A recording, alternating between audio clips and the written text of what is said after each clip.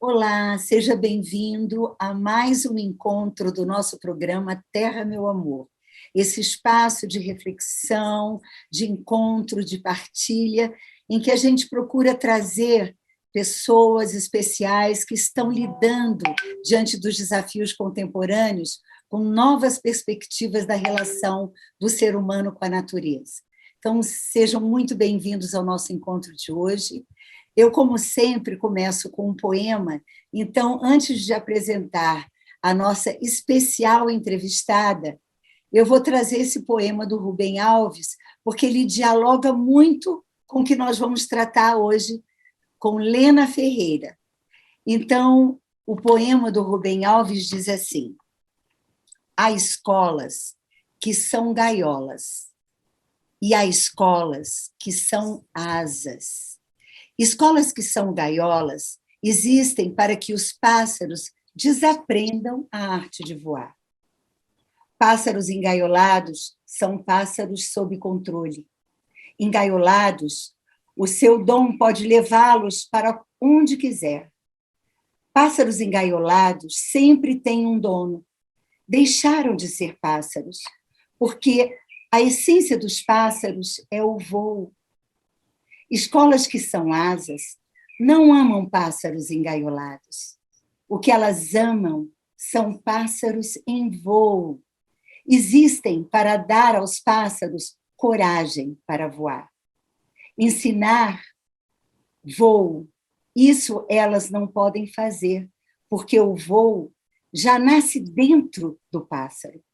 O voo não pode ser ensinado, só pode ser encorajado.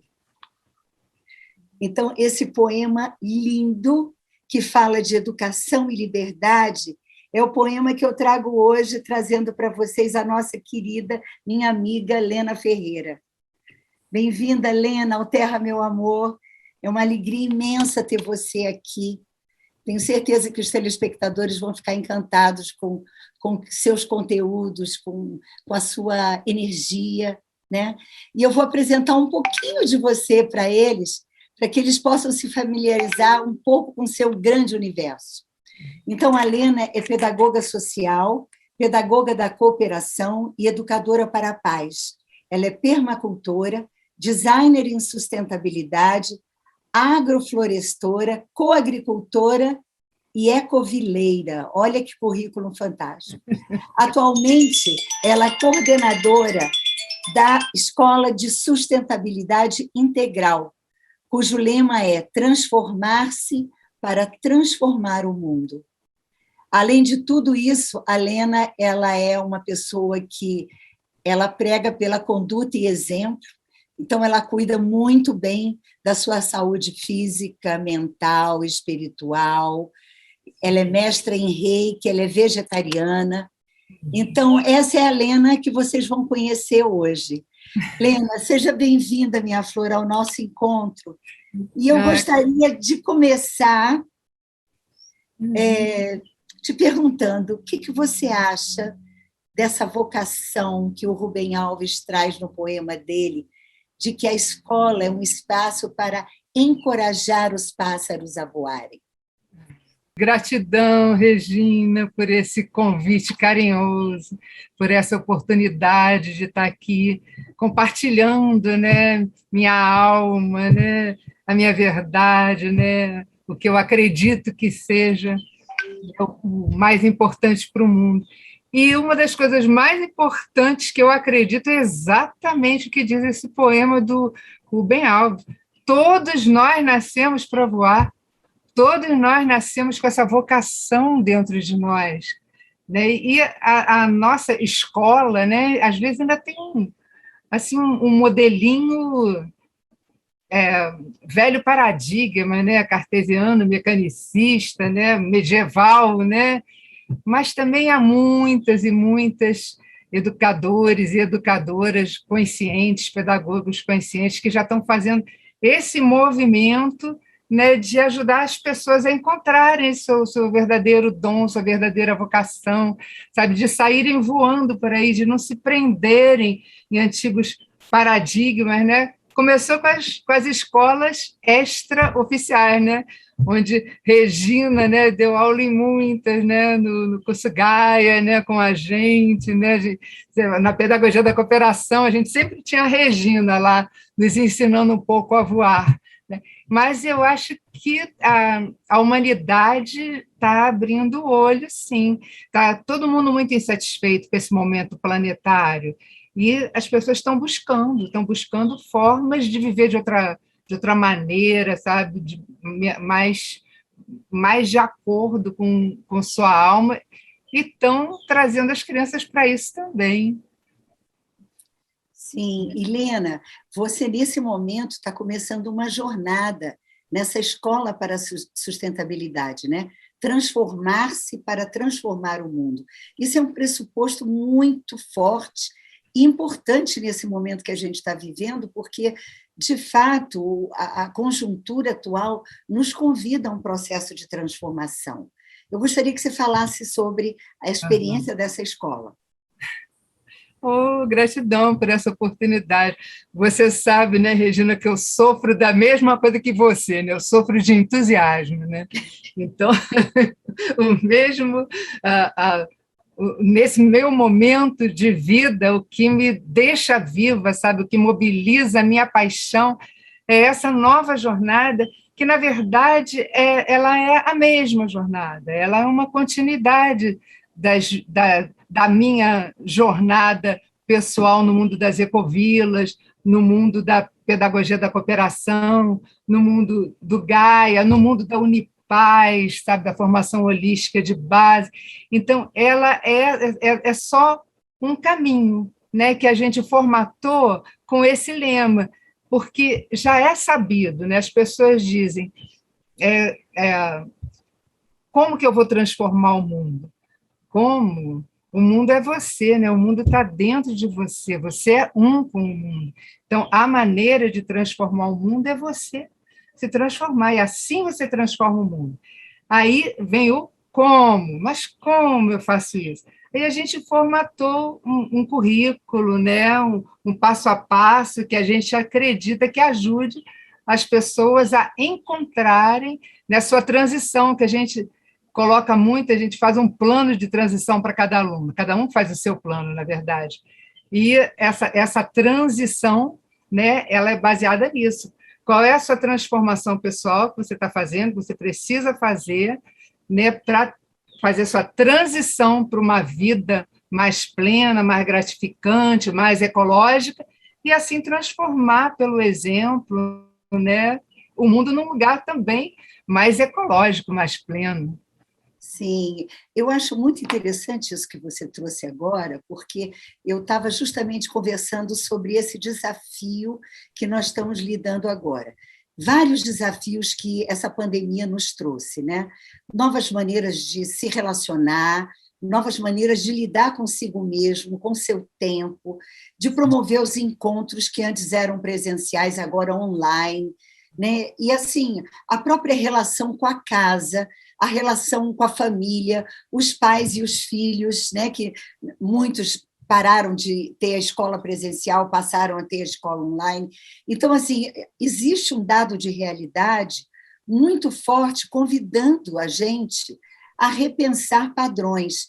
Então, assim, eu vejo que esse momento é um momento da gente fazer uma autocrítica, porque eu não sei, Helena, mas eu sinto assim, nós fomos educados e passamos a viver num piloto automático em que a gente se satisfazia com um cenário muito previsível. Você trabalha, você ganha dinheiro, depois você gasta, depois você viaja, depois você... Enfim, né? E agora você está tendo a oportunidade de ver que muitos daqueles parâmetros, daquelas condicionantes que você tinha, não são tão importantes quanto você pensava que eram antes. Então, assim, essa primeira fase que você está falando, dessa construção, assim, é como se fosse um autodiagnóstico, né? Sim, sim, sem dúvida. A gente começa por aí mesmo. Na escola, a gente parte de alguns questionários que não são para você responder e ganhar uma nota. Não isso, mas para você avaliar a sua pegada ecológica. O segundo questionário se chama Saúde e Alegria. E sem saúde e alegria, você também não consegue transformar o mundo, porque você não consegue se transformar, né? Então, a gente já viu que esse modelo de civilização aí não deu certo. Isso já é ponto pacífico. Todo mundo acredita nisso. E as pessoas estão querendo fazer essa transição para esse outro mundo que elas já vislumbram, para esse mundo que vai ser mais gratificante, criar um mundo melhor para os seus filhos, né? E estão buscando ferramentas. Aqui na Ecovila é uma loucura, sabe? Ninguém nem queria saber o que era Ecovila. Agora, toda semana, a gente recebe visita, a gente recebe telefonema, a gente não tem nem estrutura para visitantes, né? Não foi feita assim a nossa Ecovila.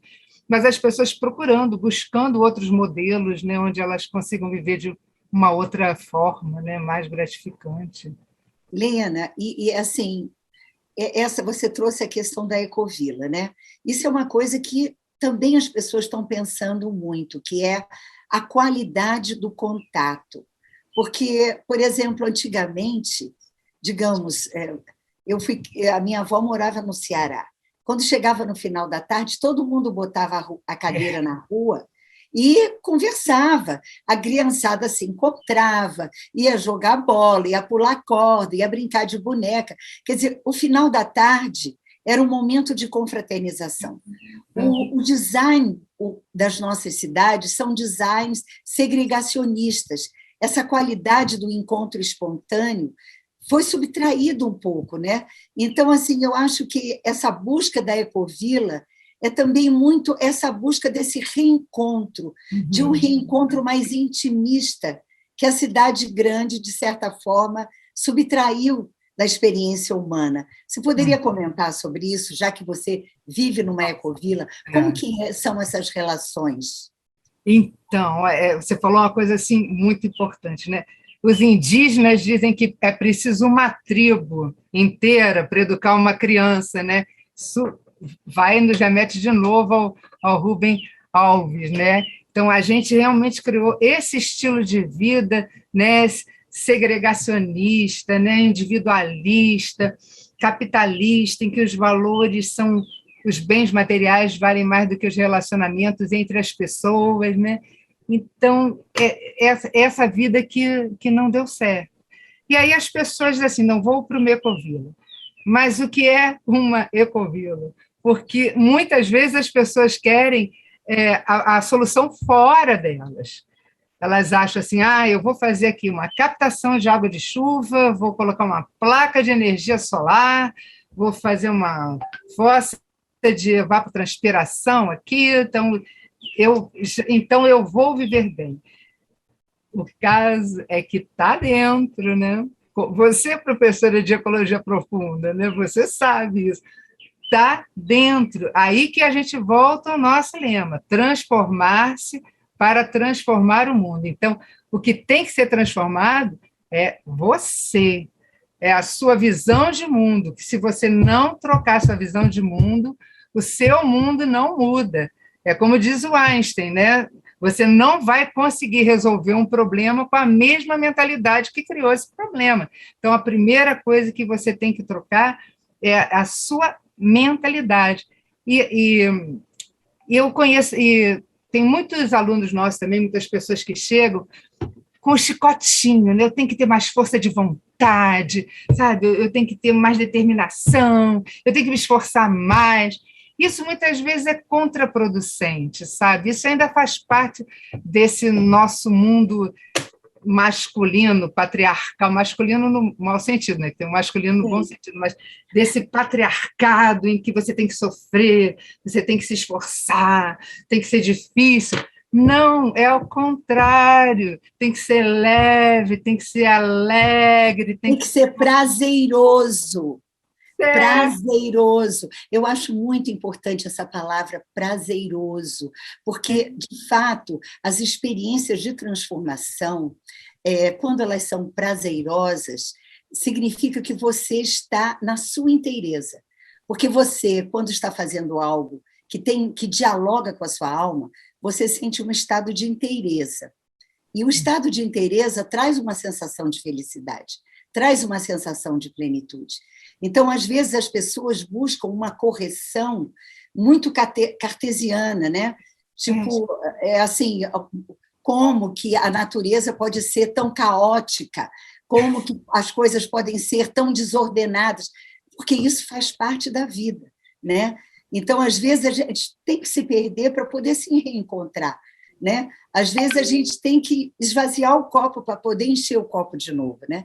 Então, eu acho muito importante isso que você comentou aqui agora, porque isso também dialoga com uma certa rigidez de expectativas, né? Se você está saindo de um padrão de comportamento e já tentando se encaixar de qualquer maneira num outro padrão, você está subtraindo de você uma experiência de liberdade, uma experiência de uma soltura, né?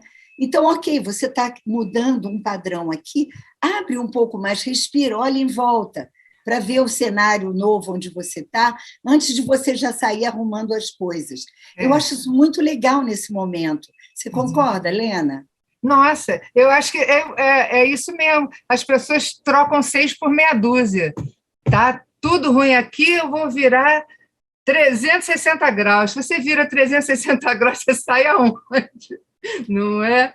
E essa coisa da natureza, a gente botar defeito na natureza, gente, que isso? A natureza não é um caos, ela é complexa, assim como nós somos, assim como nós somos natureza, né? Então, por exemplo, dentro da escola, a gente fala, ao invés desse chicotinho, a gente tenta resolver tudo com a mente, né? E Jung já está aí há 100 anos falando, você não é só mente, né? Você é emoção, você é intuição, você é espiritualidade. Então, você tentar resolver com a mente, tentar planejar tudo de novo, você já não está num processo correto, né? Você não vai dar certo você fazer assim. É assim que está errado, é assim que deu errado. Eu acho muito legal você estar trazendo isso, porque uma das coisas mais importantes no aprendizado da ecologia profunda é justamente a corporeidade. Né? Você sentir o corpo da Terra é o seu corpo. Então, assim, você está preocupado com as águas fora, mas você é água, né? Você é 70% água. Como você lida com a sua água? Né? Como você lida com a sua terra? Né? Então, as pessoas de um modo geral, e quando eu falo as pessoas, eu me incluo também, porque eu sei que também sou filha de uma educação excludente, de uma educação racionalista, que subtraiu essa consciência de que nós somos terra, fogo, água, ar, espírito, energia, nós somos uma totalidade sistêmica e não apenas uma racionalidade no mundo, né? Então, quando você traz essa experiência de uma experiência de ecologia, significa você estar com o seu corpo, sua emoção, seu espírito, né? Sua sensibilidade, toda essa complexidade que nós somos, né, Helena? Essa é uma pedagogia. Como é que a gente integra isso numa cooperação individual? Como que é isso? Você que é uma mestra, né, na pedagogia da cooperação, porque assim, essa experiência de cooperar, né, operar junto, construir, né, é um desafio e, ao mesmo tempo, é um convite maravilhoso, né, quando a gente tem abertura interna. Como é que é isso para a pedagogia da cooperação? Olha, sozinho ninguém vai a lugar nenhum, né? Ou então tem aquele lema lá do Ubuntu, né? Você pode dar aquele pico rápido, né? Mas junto é que você chega longe. Então, se a gente quer chegar a algum lugar, a gente tem que ir junto. Se a gente tem que ir a algum lugar que vale a pena de se chegar, a gente tem que ir junto, porque cada um de nós tem só um pedacinho da verdade. E é juntando todo mundo, todos os talentos, todas as suas potencialidades, é que a gente vai conseguir. Aqui, por exemplo, essa casa que eu moro é uma casa coletiva. Então, a gente cozinha em mutirão, a gente planta em mutirão, a gente arruma em mutirão. Então, tudo que é feito em mutirão é mais alegre, é mais feliz, dá mais resultado. Agora, o que é o risco, né, dessa coletividade? é que a gente ainda tem muito ego, né? Quer dizer, tem muito ego, todo mundo tem ego, mas é que o nosso ego, na nossa sociedade capitalista, ele foi condicionado assim a você querer ser o melhor, sabe? É você ser o mais poderoso, o que ganha mais, o mais bonito. Então, essa competição impede que eu abra o meu coração e me doe para o meu semelhante, né? E sem essa compaixão, sem eu não conseguir me colocar no lugar do outro, olhar o outro com os olhos dele, não com os meus olhos, eu também não vou ter um relacionamento bom com ele. Então, é essa complexidade, a gente tem que ir junto e tem que aceitar o outro do jeito que ele é e somar as nossas qualidades com as qualidades dele, aturar os defeitos dele assim como ele atura os nossos, e ir junto, porque somos imperfeitos, somos humanos. Né? Então, é assim que a gente vai. Eu quero aproveitar essa sua fala, porque quando você falou, me veio a imagem de uma agrofloresta.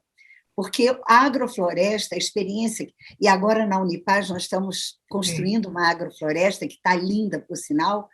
Então, é justamente isso, essa convivialidade, é a diversidade facilitando com que um potencializa a experiência do outro. No caso, por exemplo, dos vegetais, né? Das plantas entre elas, a cooperação a gente vê o tempo inteiro, né? E como que os insetos também chegam ali, quer dizer, é uma percepção do espaço, é um design que a natureza já traz milenarmente, né? E que nós tentamos controlar com as nossas monoculturas, que acabou gerando, como diz a Vandana Shiva, uma monocultura da mente. Né? Então, assim, eu queria que você compartilhasse com a gente a sua experiência como agroflorestora. Olha, há 26 anos atrás, eu e um grupo de amigos, que a gente não sabe mais quantos são, né? Porque no início eram 13, logo depois eram 20 e poucos, depois foi explodindo, a gente abriu uma ONG chamada Mutirão Agroflorestal. A gente achava que essa ONG foi feita para implantar unidades agroflorestais. Depois, a gente começou a perceber que era muito mais do que isso. Um pouco depois, o Fábio Broto estava abrindo pós-graduação em Pedagogia da Cooperação, e a gente teve acesso às metodologias cooperativas, colaborativas, né? E a gente começou a associar aquilo com a floresta, com essa complexidade, né? Que o Vandana Shiva fala muito bem, né? Se a gente mata a complexidade, é o que a gente está fazendo conosco agora. A gente quer ser somente e acabar com a emoção, acabar com, né, a sensibilidade. Né? Então, a agrofloresta, pedagogicamente, a gente tem um projeto chamado Arte na Terra, que é exatamente isso. A gente leva as crianças para fazer esse seu famoso banho de floresta que você faz muito, né? E quando as crianças entram na floresta com lunetinha de papel, sabe, com moldura de quadro, assim, para enquadrar as coisas, com máquina fotográfica de brincadeira, sabe, brincando de cego, um é o cego, o outro leva e abre o olho e vê aquilo. A gente vê que as crianças, elas se abrem para um novo mundo e elas percebem esse mundo muito mais do que os adultos, porque elas não têm tanta rigidez assim de interpretação como a gente tem. Quando a gente olha para a floresta, a gente tem que aceitar aquela complexidade que a gente não vai entender completamente. A gente não pode entender Deus. A agrofloresta é uma coisa divina, né? É um relacionamento entre espécies ali divino, né? Então a gente tem que aceitar, absorver e tentar se integrar ali, fazer as coisas de uma maneira parecida com o que aquele ecossistema ali faz tão bem. Se a gente deixa ele quietinho, não atrapalha, o mundo fica lindo, vira o paraíso, o jardim do Éden, né? A gente tem frutas, tem água, tem ar para respirar, tem madeira, né? Então, a agrofloresta ela é uma metáfora do mundo que eu quero chegar, né? Ela é o que eu fico fazendo aqui em casa. A gente quer criar o Jardim do Éden em volta da nossa casa, sabe? Aqui a gente tem 82 hectares, então a gente pretende agroflorestar os 82 hectares, se for Que possível. projeto maravilhoso! Que projeto maravilhoso! E você sabe, Lena, que a experiência da agrofloresta traz essa percepção dessa magia no todo e da magia no detalhe. Você sabe que na agrofloresta da Unipaz nós colhemos o milho, no tempo de colher o milho, e depois da colheita do milho, que todos nós participamos, os envolvidos, pela primeira vez na minha vida eu vi uma raiz do milho. Eu nunca tinha visto como era o pé do milho. Você sabe que eu sou arquiteta, né? Então, quando eu olhei aquele pé do milho, que é como se fosse uma garrinha, são vários filetes que saem daquele tronco e penetram na terra, é um design tão perfeito que, quando eu olhei aquilo, eu falei assim, eu fiquei de cara com a sabedoria daquele ser. Né? Então, você começa a perceber a experiência da sabedoria da natureza em cada expressão. Então, isso, para mim, foi assim, é o desvelamento do encantamento de pertencer ao mundo. Por isso que eu acho que um dos desafios desse momento nosso, realmente, é, através da educação, desvelar uma consciência de pertencimento. Porque aí você se sente pertencente a essa floresta, a esse cenário, a essa grande família dos filhos e filhas da Terra, flutuando na pontinha da constelação de Órion, né, na Via Láctea, mas essa é a nossa experiência de ser. Minha querida, nós estamos terminando o nosso encontro. Ai, que pena, a gente teria tanta coisa para conversar, mas o assunto é grande. Eu gostaria de pedir a você que trouxesse para os nossos telespectadores uma palavra, assim, a partir da tua experiência, como você sente essa construção desse novo, assim, a experiência dessa cultura regenerativa que nossos corações, nossas mentes e nossas experiências, junto com as tradições, os saberes tradicionais, nós estamos convergindo para esse futuro comum. Olha, eu vou usar uma palavra que você acabou de usar, que quando você falou assim, brilhou em mim, que foi o encantamento. A gente tem que recuperar o encantamento, olhar para o pôr do sol e se encantar, olhar para um curso d'água e se encantar, olhar para o mundo e olhar para uma criança e se encantar, e olhar para o mundo, o que não está encantador, a gente dizer, não, eu quero que isso aqui, que não está bom, eu quero contribuir um pouquinho para que fique tão encantado quanto os meus sonhos querem que fique encantado esse planetinha maravilhoso que a gente mora. Então, eu vou deixar a palavra encantamento. Encantem-se! Então, queridos e queridas telespectadoras, gratidão por estarem com a gente até agora. Lena, querida, você, tenho certeza que as pessoas devem estar dizendo agora, a Regina não exagerou. Realmente ela é encantadora. E assim, desejo muito sucesso para você nessa nova escola de sustentabilidade, né? E assim, está aqui o nosso Henrique vai colocar aqui embaixo os informes da escolinha para os telespectadores nossos que tiverem interesse unirem-se a nós nessa construção, né, Lena? Então, gratidão, querida, gratidão a vocês e até o nosso próximo encontro do Terra, meu amor. Até lá.